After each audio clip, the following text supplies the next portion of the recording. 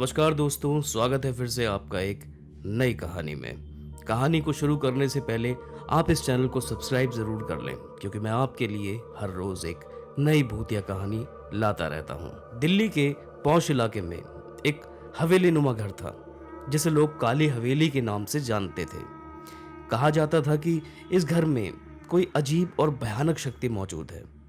वहाँ जाने की हिम्मत किसी की नहीं होती थी, क्योंकि जो भी वहाँ से रात को गुजरता वो वापस नहीं लौटता। लेकिन वर्षों से खाली पड़े इस घर के बारे में कई तरह की कहानियां प्रचलित थीं। राघव, एक युवा फोटोग्राफर, इन कहानियों में विश्वास नहीं करता था। उसने सोचा कि ये बस अफवाहें हैं, और उसने ठान लिया कि वो खुद इस घर की तस्वीरें खींचने और सच का पता लगाने जाएगा। राघव ने अपने कुछ दोस्तों को भी साथ चलने के लिए कहा, लेकिन सबने मना कर दिया। हार कर वो अकेले ही एक रात कैमरा और टॉर्च लेकर काली हवेली की ओर चल पड़ा। रात गहरी हो चुकी थी और हवेली के चारों ओर सन्नाटा पसरा हुआ था। हवेली के पास पहुंचते ही राघव को अजीब सी ठंड महसूस होने लगी। जैसे जैसे ही वो दरवाजे से अंदर दाखिल हुआ, उसे लगा कि कोई उसके पीछे पीछे चल रहा है। उसने पलट कर देखा, पर वहाँ कोई नहीं था। वो अपनी टॉर्च जलाकर आगे बढ़ गया। हॉल के बीचों बीच एक बड़ा झूमर लटक रहा था, जो धीरे धीरे हिल रहा था। दीवारों पर पुराने धुंधले चित्र लगे थे, जिनमें अजीब से चेहरे दिखाई दे रहे थे। राघव ने कैमरे से तस्वीरें खींचना शुरू की।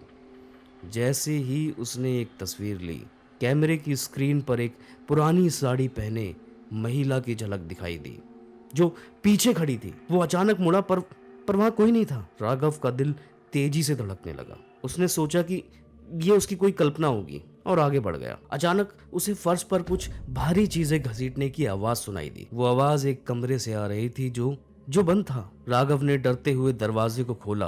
कमरे के अंदर चारों ओर अंधेरा था, लेकिन जैसे ही उसने टॉर्च का प्रकाश डाला, उसने देखा कि फर्श पर खून के निशान हैं।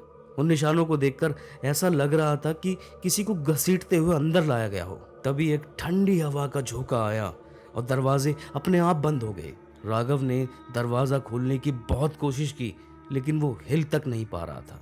तभी कमरे के एक कोने से एक धीमी और फुसफुसाती हुई आवाज आने लगी। क्यों आए हो यहाँ? क्यों आए हो यहाँ? राघव का चेहरा पीला पड़ गया। उसने देखा कि कोने में वही महिला खड़ी थी, जिसकी झलक उसने कैमरे में देखी थी। उसकी आंखें पूरी तरह काली थी और उसके होठों पर एक अजीब सी मुस्कान थी। महिला ने अपनी लंबी ठंडी उंगलियों से राघव की ओर इशारा किया और कहा, तुम अब इस घर से बाहर नहीं जा सकते। राघव चीखना चाहता था, लेकिन उसकी आवाज उसके गले में ही अटक गई।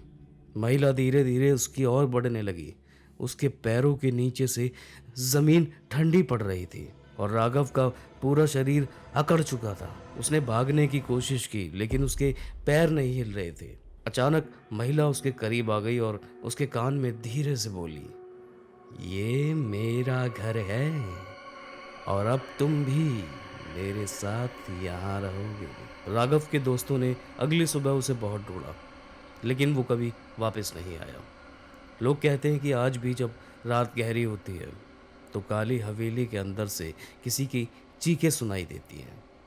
कहते हैं कि राघव की आत्मा अब उस हवेली में कैद हो चुकी है, और वहाँ जाने की हिम्मत करने वालों को वो भटकाने का काम करती है, जैसे उस रात उसे भटकाया गया था।